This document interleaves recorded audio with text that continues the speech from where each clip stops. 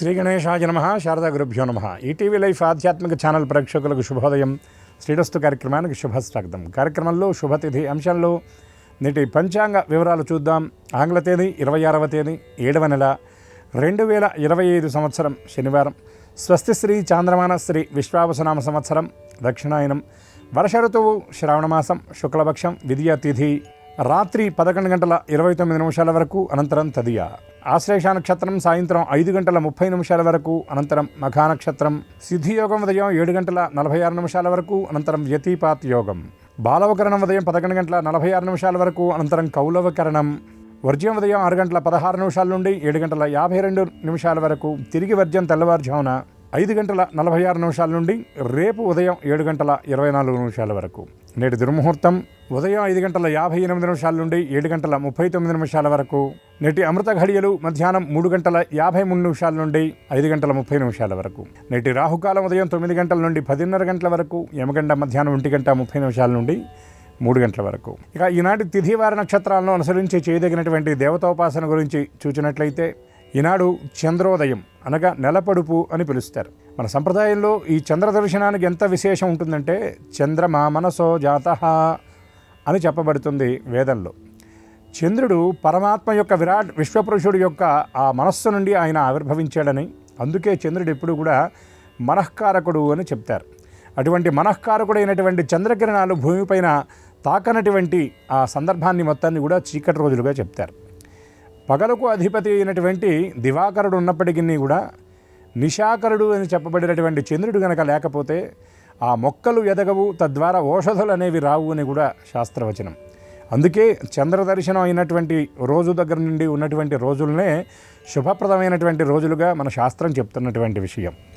అందుకే ఏ కార్యక్రమాలు, పుణ్యప్రదమైనటువంటి కార్యక్రమాలు ఏవి చేసినా, శుభకార్యాలు ఏమి చేసినా, వివాహాది విశేషమైనటువంటి కార్యాలకు కూడా చంద్రబలం చాలా ప్రధానంగా కావాలి అంటారు.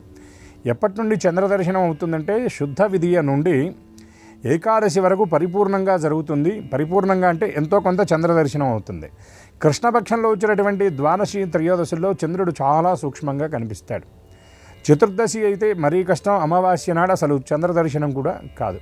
కాబట్టి అటువంటి చంద్ర దర్శన తిథి ఈ రోజున ఈ చంద్రోదయం. ఇంకా మనకి సంప్రదాయంలో ఉన్నటువంటి మరొక విశేషం ఏమిటంటే, పంచాంగ గణితము జ్యోతిశాస్త్ర విశేషాన్ని అనుసరించి చంద్రదర్శనం జరిగినప్పుడు చంద్రుడు ఉండేటటువంటి శృంగం, అంటే ఆ చంద్రవంక గమనించినట్లయితే అది దక్షిణ శృంగం ఉంటే ఒక ఫలితమని, ఉత్తర శృంగం ఉంటే ఒక ఫలితమని. దీన్ని బట్టి ఈ మాసం అంతా ఎలా ఉండబోతుంది, వాతావరణ పరిస్థితులు ఎలా ఉంటాయి, దేశ ప్రాపంచిక విషయాలు ఎలా ఉంటాయి అనేది కూడా ఆ చంద్రుడి యొక్క ఆ దర్శన విధానాన్ని అనుసరించి గణన చేసేటటువంటి పద్ధతి కూడా మనకి శాస్త్రంలో కనబడుతూ ఉంటుంది. ఈరోజు శనివారం, ఆశ్లేష నక్షత్రం. ఈ రోజున వెంకటేశ్వర స్వామి వారి ఆరాధన చాలా విశేషంగా చెప్పబడుతుంది. దానితో పాటు చంద్రదర్శనం అయ్యేటటువంటి సమయంలో ఈ శ్రావణ మాసంలో లక్ష్మీ అష్టోత్తర పారాయణ చేయటం, చంద్రప్రీతిగా జాతకంలో చంద్రుడి దోషం ఉన్నటువంటి వాళ్ళు చంద్ర సంబంధమైనటువంటి స్తోత్రాలు చదివి చంద్రుడికి క్షీరాన్ని నివేదించి ఆ క్షీరాన్ని ప్రసాదంగా తీసుకున్నట్లయితే చంద్రుడి యొక్క పరిపూర్ణమైనటువంటి అనుగ్రహం కలుగుతుందని కూడా శాస్త్రవచనం. క్షీరసాగర సంపన్నాం లక్ష్మీప్రియ సహోదరాం హరన్మకుట నివాసాయ బాలచంద్రాయ నమోస్తుతే అని చంద్రుడి గురించి నెలపడుపుని సందర్శిస్తూ చెప్పవలసినటువంటి శ్లోకం అని పెద్దలు చెప్తారు. చంద్రుడు ఎక్కడి నుండి ఉద్భవించాడంటే క్షీరసాగరం నుండే ఆయన ఉద్భవించాడు. లక్ష్మీప్రియ సహోదరాం, లక్ష్మీదేవికి ఆయన అనుజుడు. హరన్మకుట నివాసాయ, ఆయన నివాసం ఎక్కడ అంటే ఆ ఈశ్వరుడి యొక్క శిరోభాగంలో. అందుకే చంద్రుడిని ధరిస్తాడు కనుక పరమేశ్వరుడికి చంద్రకళాధరుడని, చంద్రశేఖరుడని చెప్పబడుతుంది. అటువంటి చంద్రభగవానుడికి నమస్కారం చేసి అందరికీ మనస్సంబంధమైనటువంటి దోషాలని తొలగిపోయి పరిపూర్ణమైనటువంటి శాంతిని, సౌఖ్యాన్ని చంద్రభగవానుడు ప్రసాదించాలని మరొకసారి ప్రార్థిస్తూ స్వస్తి.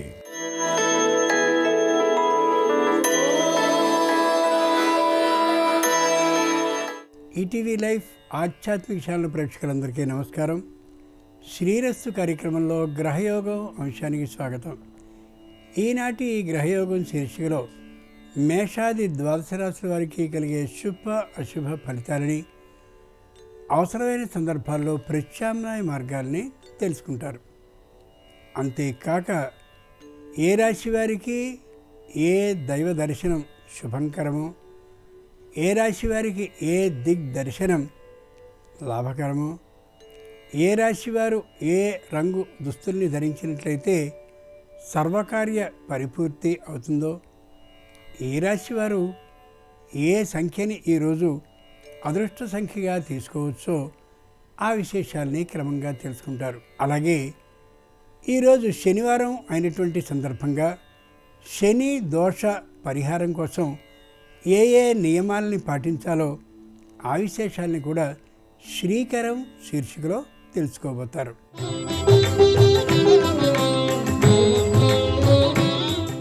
శని దోషాల నివారణకి సులభతరమైన ప్రక్రియలు పాటించవచ్చు. ప్రతి శనివారం నాడు నవగ్రహ మండపానికి వెళ్ళి శనైశ్వర దర్శనాన్ని చేసుకుని నువ్వుల నూనెతో అభిషేకించి నల్లటి వస్త్రాన్ని శని భగవానునికి సమర్పించాలి. ఆ తర్వాత 19 ప్రదక్షిణాలని చేయాలి. ప్రతి శనివారం శనైశ్వరుడికి అంటే శని పరమేశ్వరుడికి పూజ అనంతరం నువ్వులు బెల్లాన్ని కలిపి నివేదన చేయాలి. ప్రతి శనివారం శని స్తోత్రం, మృత్యుంజయ మహామంత్రం పఠించాలి. అలాగే ఆంజనేయ దండకం, హనుమంతుని చాలీసా కూడా చదువుకోవాలి. పుట్టినరోజు నాడు రుద్రాభిషేకం నిర్వహించుకోవడం ద్వారా ఆ సంవత్సరం అంతా శని గ్రహ బాధలు ఉండవని విశ్వాసం. ఆర్థికమైనటువంటి ఇబ్బందులు అలాగే గృహపరమైనటువంటి చికాకులు ఉన్నప్పుడు నవధాన్యాలని పక్షులకి ఆహారంగా సమర్పించాలి. శునకాలకి పెరుగన్నాన్ని ఆహారంగా అందించాలి. శని ఆయుష్కారకుడు కూడా. శని నల్ల నువ్వులతో పూజించాలి, నువ్వులతో అభిషేకించడం చేయాలి. వీటి ద్వారా శారీరక మానసిక ఆరోగ్యం అభివృద్ధి చెందుతుంది. ముందుగా నేటి పంచాంగం. ఈ రోజున శ్రావణ శుద్ధ ద్వితీయ అంటే విధియ శనివారం, నక్షత్రం ఆశ్లేష. ఇక నేటి గ్రహస్థితిని పరిశీలించి చూస్తే వృషభంలో శుక్రుడున్నాడు, మిథునంలో గురువు ఉన్నాడు, రవి బుధ చంద్రులు కర్కాటకంలో ఉన్నారు, సింహంలో కుజ కేతువులు ఉన్నారు, కుంభంలో రాహు ఉంటే మీనంలో శని ఉన్నాడు. ఈ తాత్కాలిక గ్రహస్థితి ఆధారంగా మేషాది ద్వాదశ రాశుల వారికి కలిగే శుభ అశుభ ఫలితాలని క్రమంగా తెలుసుకుందాం. ముందుగా మేషరాశి.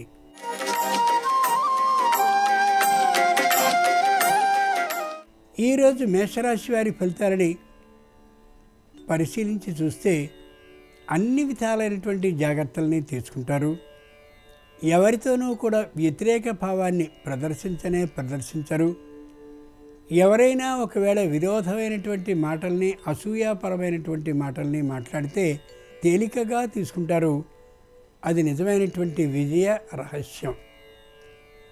నూతనంగా ఇంటిని నిర్మించుకోవాలి లేదా కొనుక్కోవాలి అనేటటువంటి ఆలోచన గుప్తంగా మనసులో ఉంటుంది. అయితే ఆర్థికమైనటువంటి సమీకరణ కోసం తగినటువంటి ప్రయత్నాల్ని ప్రారంభిస్తారు.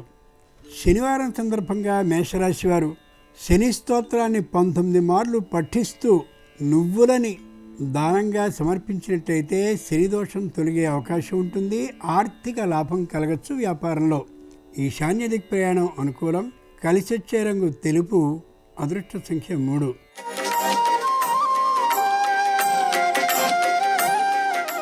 ఈరోజు వృషభ రాశి వారి ఫలితాలని పరిశీలించి చూస్తే సంపూర్ణంగా దైవ బలం ఉన్నటువంటి కారణంగా మానవ విధానం ప్రకారం చిన్న చిన్న తప్పిదాలని చేసినప్పటికీ కూడా ఏ విధంగానూ ఇబ్బందులు వీరికి ఎదురు రావు. ప్రయాణాల విషయంలో కూడా వీరంతటి శ్రద్ధని పాటించకపోయినప్పటికీ కూడా దైవబలం విశేషంగా అనుకూలిస్తూ ఉండేటటువంటి కారణంగా ఎటువంటి ఇబ్బందులు ప్రయాణాల్లో కలగవు, రావు. సంతానానికి సంబంధించినటువంటి ఆ విధానం అంతా కూడా అనుకూలంగా ఉండేటటువంటి కారణంగా అనుకున్నటువంటి కళాశాలల్లో ప్రవేశాలు, అనుకున్నటువంటి పురస్కార లాభాలు కూడా ఖచ్చితంగా కలిగే అవకాశం ఉంది. ఒక గుర్తింపుని పొందగలుగుతారు కూడా.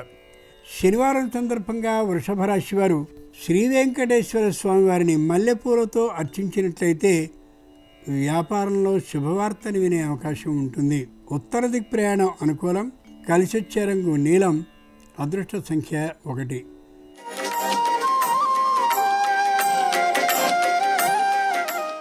ఈరోజు మిథున రాశి వారి ఫలితాలని పరిశీలించి చూస్తే ఆరోగ్య పరీక్షల్ని వెంటనే చేయించుకోవడం అత్యవసరం. ముఖ్యంగా దూరభార ప్రయాణాలని మానడం మరింత అవసరం. వృత్తి ఉద్యోగ వ్యాపారాల్లో మానసికమైనటువంటి ఒత్తిడిని తొలగించుకునేందుకు వీలుగా వారంలో 2 రోజులైనా సరే ఓ నెల రోజుల్లో 8 మార్లు సెలవు పెట్టుకుని వెంటనే వైద్య పరీక్షల్ని చేయించుకుంటూ ఔషధ సేవ మరింత అవసరం. వాహనాన్ని నడిపేటటువంటి సందర్భంలో వీరు నడపకుండా ఉండడం శ్రేయస్కరం. లేదా నడిపిస్తూ ఉండేటటువంటి వ్యక్తి యొక్క ఆరోగ్య పరిస్థితిని కూడా గమనించుకుని ఆ మీదటే వాహనంలో ప్రయాణించడం అవసరం. శనివారం సందర్భంగా మిథున రాశి వారు శని స్తోత్రాన్ని 19 మార్లు పఠిస్తూ నల్ల గొడుగుని నల్ల చెప్పుల్ని దానికి సరిపోయినటువంటి వారు కావలసినటువంటి వారికి కానీ దానంగా సమర్పించినట్లయితే తప్పక ఆరోగ్య లాభం, ఆర్థిక లాభంతో కలిసి వస్తుంది. తూర్పు దిక్ ప్రయాణం అనుకూలం. కలిసి వచ్చే రంగు నలుపు. అదృష్ట సంఖ్య 8.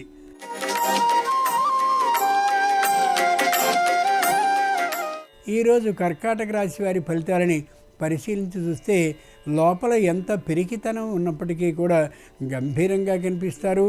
లోపల అనారోగ్యం ఉన్నప్పటికీ కూడా పైకి ఏ విధంగానూ అనారోగ్యం తెలియకుండా ఆరోగ్యకరంగా ఉన్నట్లుగానే పుష్టిగా కనిపిస్తారు. వృత్తి ఉద్యోగ వ్యాపారాలని చేస్తూ ఉన్నప్పుడు అక్కడ కూడా ఎంతో వ్యతిరేక విధానం వీరికి సంబంధించింది ఉన్నప్పటికీ కూడా ఏ విధంగానూ వ్యతిరేక భావం లేనట్లుగా వ్యవహరిస్తూ కనిపిస్తారు. అంతటి గుంభనతో ఉంటారు. ముఖ్యంగా దూరభార ప్రయాణాలని చేస్తారు. విందు వినోద కార్యక్రమాల్లో పాల్గొంటారు. సకాలంలో నిద్ర, భోజనం అనేవి అవసరం ఈ వయసులోని తెలిసినప్పటికీ కూడా వాటిని ఏమాత్రము పాటించరు. శనివారం సందర్భంగా కర్కాటక రాశి వారు కళ్యాణ వెంకటేశ్వర స్వామి వారిని పసుపు అక్షతలతో పూజించినట్లయితే వివాహాది శుభకార్యాలు సిద్ధిస్తాయి. ఉత్తర దిక్ ప్రయాణం అనుకూలం. కలిసి వచ్చే రంగు తెలుపు. అదృష్ట సంఖ్య 3.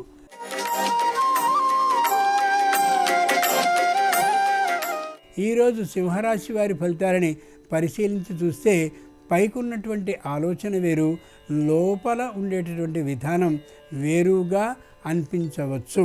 సంతానానికి సంబంధించినటువంటి ఉద్యోగ ప్రయత్నాలని చేస్తారు. విశేషమైనటువంటి ఉద్యోగ లాభం వచ్చినప్పటికీ కూడా చేర్చకుండా ఆర్థికమైనటువంటి లోటుని అందరికీ తెలియచేస్తూ కనిపిస్తారు. సంతానానికి సంబంధించినటువంటి వివాహ ప్రయత్నాన్ని చేయరు, కానీ సరైనటువంటి సంబంధాల కోసం వెతుకుతున్నామనే మాటనే చెప్తూ ఉంటారు. ముఖ్యంగా పొలాల్లో ఉండేటటువంటి కొబ్బరి, అలాగే పనస, ఇతరమైనటువంటి పండ్ల తోటలు ఏవైతే ఉంటాయో వాటి వల్ల విశేషమైనటువంటి లాభానికి అవకాశం ఉంది. శనివారం సందర్భంగా సింహరాశి వారు శ్రీ వీర వెంకట సత్యనారాయణ స్వామి వారిని తమలపాకులతో అర్చించినట్లయితే తీసుకున్నటువంటి రుణాలన్నీ తేలిగ్గా తీరిపోవడమే కాక పెట్టుబడికి, వ్యాపారం కోసం ఆర్థిక లాభానికి కూడా అవకాశం ఉండొచ్చు. ఆగ్నేయ ప్రయాణం అనుకూలం. కలిసి వచ్చే రంగు ఎరుపు.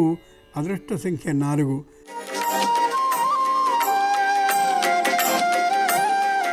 ఈరోజు కన్యారాశి వారి ఫలితాలని పరిశీలించి చూస్తే పైకి మెత్తగానే ఉంటారు, కానీ లోపల గట్టితనం కలిగి ఉంటారు.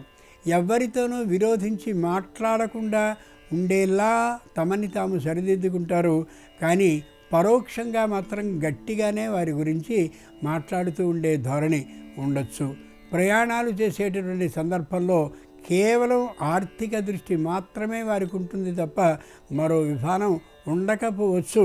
కానీ అనుకున్నంతటి ఆర్థికమైన లాభం ఆ ప్రయాణం వల్ల వచ్చే అవకాశం ఉండకపోవచ్చు.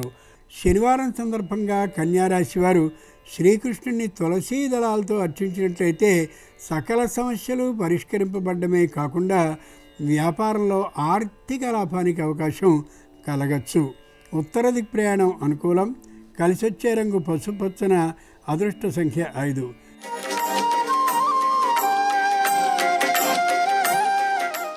ఈరోజు ఫలితాలని పరిశీలించి చూస్తే ఎవ్వరి మాట వినేటటువంటి తీరులో ఉండకపోవచ్చు. తనదైనటువంటి ఆలోచన మాత్రమే తనదిగా నిర్ణయించుకుని కూడా ఉండి ఉండొచ్చు. ఆర్థికమైనటువంటి వచ్చిన లాభాన్ని ప్రత్యేకంగా తల్లి లేదా తండ్రి వద్దకు దాచే అవకాశం కూడా గోచరిస్తుంది. అవసరమైన సందర్భంలో తక్కువ మూల్యానికి ఎక్కువ వస్తువు వచ్చినట్లయితే కొందామనే ఆలోచనతో వారు భద్రపరిచి ఉండవచ్చు. ఎవరి సొమ్ముని వారి దగ్గరే ఉంచుకోవడం శ్రేయస్కరం తప్ప తమ సొమ్ముని భద్రత కోసమని మరో చోట దాచి ఉంచడం అంత సమ్మతం కాదని యథార్థంగా పంచాంగం తెలియచేస్తోంది. శనివారం సందర్భంగా తులారాశి వారు శ్రీ లక్ష్మీ నృసింహస్వామి వారిని సన్నజాజులతో పూజించినట్లయితే రావలసిన బకాయిలన్నీ వచ్చే అవకాశం స్పష్టంగా ఉంటుంది. వాయవ్యదిక్ ప్రయాణం అనుకూలం. కలిసొచ్చే రంగు ఆకుపచ్చన. అదృష్ట సంఖ్య 8.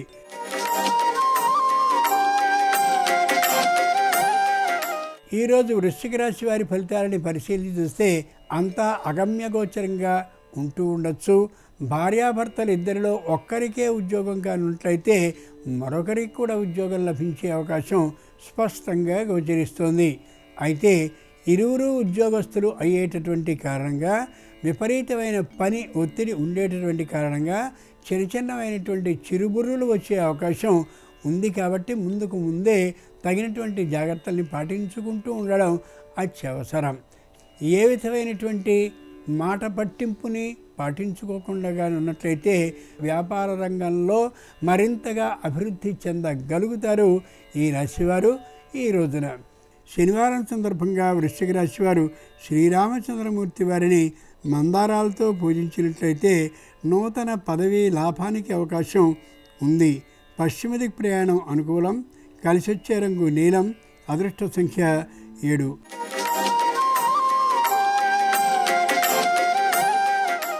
ఈరోజు ధనురాశి వారి ఫలితాలని ఆలోచిస్తే ఎక్కువ ఆలోచించి ఎంతెంతో జాగ్రత్తల్ని పాటిస్తూ ఎన్నెన్నో నియమాలని ఏమాత్రమూ తూచా తప్పకుండా చేస్తూ చిట్ట చివరికి మోసానికి గురయ్యే అవకాశం గోచరిస్తుంది. ఆలోచించుకుని మాత్రమే అపరిచితులతో పరిచయాన్ని కొనసాగించడం శ్రేయస్కరం. తల్లి తండ్రి అనేటటువంటి ప్రాచీనైన వారి మాటని ఏమాత్రము లక్ష్యపెట్టే అవకాశం దాదాపుగా ఉండకపోవచ్చు. పైగా వారి విషయంలో వ్యతిరేకతా భావాన్ని కూడా కలిగి ఉండే అవకాశం స్పష్టంగా గోచరిస్తోంది. శనివారం సందర్భంగా ధనురాశి వారు శ్రీహరిని చామంతులతో పూజించినట్లయితే నూతన ఉద్యోగంలో ఆర్థిక వేతన ఆధిక్యం కూడా కలిగి సిద్ధించే అవకాశం ఉండొచ్చు. నివృత్తి దిక్ ప్రయాణం అనుకూలం. కలిసొచ్చే రంగు నలుపు. అదృష్ట సంఖ్య 6.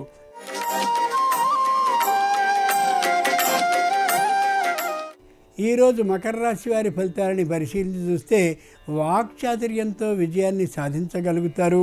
చేతిలో పైస లేకపోయినప్పటికీ కూడా 100 రూపాయల వ్యాపారాన్ని చేయగలిగిన సమర్థత కూడా వీరికి ఉండొచ్చు. ముఖ్యంగా పెట్టుబడిని అందరి దగ్గర స్వీకరించి ఈవేళ వ్యాపారాన్ని నడుపుతూ ఉండేటటువంటి కారణంగా ఏదో ఒక రోజున ఇబ్బంది వస్తుందనే ఆలోచన కలిగి ఉండడం, తద్వారా ఎప్పటికప్పుడు కొంత చొప్పున లాభంలో నుండి తీసి వారికి జమ చేస్తూ ఉండడం శ్రేయస్కరం. లేని పక్షంలో ఒక రోజున పెద్ద ఇబ్బందికి చుట్టుకోవలసినటువంటి అవసరం రావచ్చు. శనివారం సందర్భంగా మకర రాశి వారు హయగ్రీవుని కనకాంబరాలతో అర్చించినట్లయితే ఆందోళన పూర్తిగా తొలగడమే కాక నూతన భూ లాభం సిద్ధించవచ్చు. దక్షిణ దిక్ ప్రయాణం అనుకూలం. కలిసొచ్చే రంగు పసుపచ్చన. అదృష్ట సంఖ్య 6.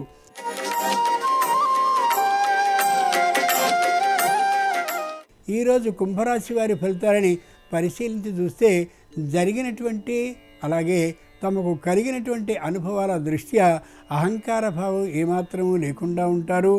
నూతనంగా ఒక ఇంటిని తాము కొనుక్కోవాలనేటటువంటి ఆలోచనని తాత్కాలికంగా వాయిదా వేసుకుంటారు. దూరభార ప్రయాణాలు చేయాలంటే ఒక విధమైనటువంటి మానసికమైన భయంతో ఉంటూ ఉంటారు. తాత్కాలికంగా ప్రవేశించినటువంటి అనారోగ్యాన్ని తొలగించుకోవడం కోసమని విశేషమైనటువంటి ఔషధాలని సేవించడం కాకుండా నిదానంగా సాత్వికమైనటువంటి ఔషధాలని వాడుతూ కనిపిస్తారు. శనివారం సందర్భంగా కుంభరాశి వారు శ్రీ మహాగణాధిపతిని బిల్వదళాలతో అర్చించినట్లయితే సంపూర్ణమైన మనశ్శాంతి కలగడంతో పాటు నూతన భూ లాభసిద్ధి కూడా కలిగే అవకాశం ఉండొచ్చు. ఈశాన్య దిక్ ప్రయాణం అనుకూలం. కలిసొచ్చే రంగు ఎరుపు. అదృష్ట సంఖ్య 4.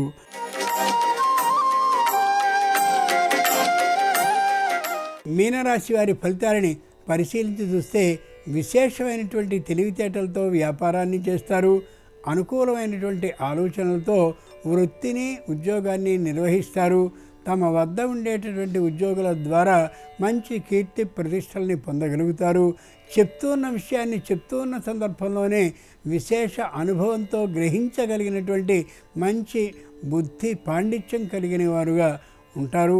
తల్లిదండ్రుల్లో ఒకరికి తాత్కాలిక అనారోగ్యం, వీరికి శాశ్వత అనారోగ్యం ఉండేటటువంటి కారణంగా దూర ప్రయాణాలకి వెళ్ళి అక్కడ ఒకసారి వైద్య పరీక్షలు చేయించుకోవాలని ప్రయత్నాన్ని మాత్రం చేస్తారు తప్ప అది పని ఒత్తిడి కారణంగా చేయగలిగిన అవకాశం ఉండకపోవచ్చు. శనివారం సందర్భంగా మీనరాశి వారు శ్రీ మహావిష్ణువుని ముద్ద మందారాలతో అర్చించినట్లయితే నూతన ఉత్సాహం కలగడంతో పాటు ఏ విధమైనటువంటి ఇబ్బందులు లేకుండా వివాహాది శుభకార్యాలు సమకూరే అవకాశం గృహంలో ఉండొచ్చు. తూర్పు దిక్ ప్రయాణం అనుకూలం. కలిసొచ్చే రంగు తెలుపు. అదృష్ట సంఖ్య 2. ఇవి ఈనాడు ద్వాదశ రాశుల వారికి శుభ అశుభ ఫలితాలు. ఈరోజు శనివారం అయినటువంటి సందర్భంగా శనిగ్రహ అనుగ్రహం సర్వరాశుల వారికి కలగాలని హృదయపూర్వకంగా ప్రార్థిస్తూ స్వస్తి. నమస్కారం. ఈరోజు శ్రావణ శుక్ల విదియ. ఈ సందర్భంగా ఎలాంటి విధి విధానాలు పాటిస్తే సమస్త శుభాలు చేకూరతాయో, అలాగే శ్రావణ మాసంలో వచ్చే శనివారం సందర్భంగా వెంకటేశ్వర స్వామిని ఏ విధంగా పూజిస్తే అన్ని రకాలైన సమస్యలు, కష్టాలు, బాధల నుంచి సులభంగా బయటపడవచ్చో నేటి శుభం లాభం అనే శీర్షికన పరిశీలిద్దాం. ప్రధానంగా శ్రావణ మాసంలో 2వ రోజు శ్రావణ శుక్ల విదియ తిథి ఉంది కాబట్టి ఔదుంబర వ్రతం అనే పేరుతో మేడి చెట్టును పూజించాలని స్కాంద పురాణంలో చెప్పారు. కాబట్టి ఈరోజు అందరూ కూడా ఎక్కడైనా దగ్గరలో మేడి చెట్టు ఉన్నట్లయితే మేడి చెట్టు దగ్గరకు వెళ్ళి దీపం వెలిగించండి. మేడి చెట్టు దగ్గర ఆవు నెయ్యితో 3 ఒత్తుల దీపాన్ని వెలిగించి మేడి చెట్టు చుట్టూ 3 ప్రదక్షిణలు చేయండి. అలా చేస్తే సమస్త శుభాలను సిద్ధింపజేసుకోవచ్చు, సమస్యల నుంచి బయటపడవచ్చు.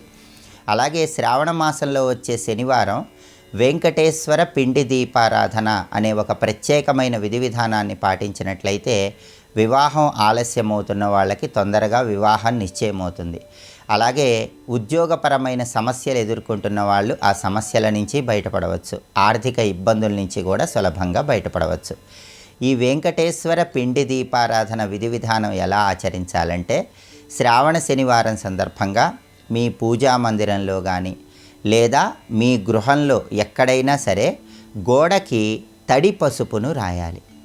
అలా రాసిన తర్వాత కుంకుమతో తిరునామాన్ని తీర్చిదిద్దాలి. అంటే వెంకటేశ్వర నామాన్ని తీర్చిదిద్దాలి. తడి పసుపు లేదా తడి గంధం గోడకు రాసి ఆ తర్వాత కుంకుమతో వెంకటేశ్వర స్వామి వారి నామాన్ని గోడకు తీర్చిదిద్దిన తర్వాత ఆ ప్రదేశంలో క్రింద ఒక పీట ఏర్పాటు చేయాలి.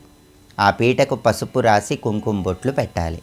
ఆ పీట మీద బియ్యం పిండితో అష్టదళ పద్మం ముగ్గు వేయాలి. అంటే 8 దళాలున్న పద్మం ముగ్గు వేయాలి. అలాగే స్వస్తిక్ గుర్తు ముగ్గు కూడా వేయాలి. ఆ తర్వాత పీట మీద ఒక రాగి పళ్ళెం కానీ ఒక ఇత్తడి పళ్ళెం కానీ ఏర్పాటు చేసుకోవాలి. ఆ పళ్ళెంలో బియ్యం పిండి, బెల్లం తురుము, ఆవు పాలు వీటన్నిటినీ కలిపి తయారు చేసినటువంటి ఒక పిండి దీపాన్ని, ఒక చలిమిడి దీపాన్ని ఉంచాలి. ఆ చలిమిడి దీపంలో ఆవు నెయ్యి పోసి కుంభవత్తి వేసి దీపాన్ని వెలిగించాలి. దీన్నే వెంకటేశ్వర పిండి దీపారాధన విధి విధానం అంటారు. వెలుగుతున్నటువంటి ఆ దీపాన్ని సాక్షాత్తు వెంకటేశ్వర స్వామిగా భావించుకుంటూ నమస్కారం చేసుకొని ఓం నమో వెంకటేశాయ అనే మంత్రాన్ని వీలైనన్ని సార్లు స్మరించుకోవాలి. ఆ దీపం దగ్గర వడపప్పు, పానకం నైవేద్యంగా సమర్పించాలి. శ్రావణ మాసంలో వచ్చే అన్ని శనివారాలు కానీ లేదా కనీసం ఏ ఒక్క శనివారం అయినా సరే ఈ వెంకటేశ్వర పిండి దీపారాధన విధి విధానాన్ని ఉదయం పూట ఆచరించటం, అలాగే సాయంత్రం పూట ఇంట్లో మహిళలు ముత్తైదువులను కొంతమందిని పిలిచి పసుపు కుంకుమ పూలు పండ్లు రవిక వస్త్రము ఉంచి తాంబూల వాయనం ఇవ్వటం ద్వారా వెంకటేశ్వర స్వామి సంపూర్ణమైన అనుగ్రహం కలుగుతుంది. వివాహ సమస్యలు, ఉద్యోగ సమస్యలు, ఆర్థిక సమస్యలు వీటన్నిటి నుంచి సులభంగా బయటపడటానికి ఈ వెంకటేశ్వర పిండి దీపారాధన విధి విధానం విశేషంగా సహకరిస్తుంది. కాబట్టి శ్రావణ శుక్ల విధియ సందర్భంగా ఔదుంబర వ్రతం పేరుతో మేడి చెట్టును పూజించండి, వెంకటేశ్వర పిండి దీపాన్ని వెలిగించండి, సమస్త శుభాలను సిద్ధింపజేసుకోండి. అలాగే రేపు శ్రావణ శుక్ల తదియ సందర్భంగా ఎలాంటి విధి విధానాలు పాటిస్తే సమస్త శుభాలు చేకూరతాయో, శ్రావణ మాసంలో వచ్చే ఆదివారం సూర్యుడిని ఏ విధంగా పూజిస్తే ఉద్యోగపరంగా మంచి పురోభివృద్ధిని సాధించవచ్చో, ఆరోగ్య ప్రాప్తిని సిద్ధింపజేసుకోవచ్చో రేపటి శుభం లాభం అనే శీర్షికను పరిశీలిద్దాం. నమస్కారం. ఈ కార్యక్రమాన్ని తిరిగి చూడాలనుకుంటే www.youtube.com/ETV Life Spiritual లో చూడవచ్చు.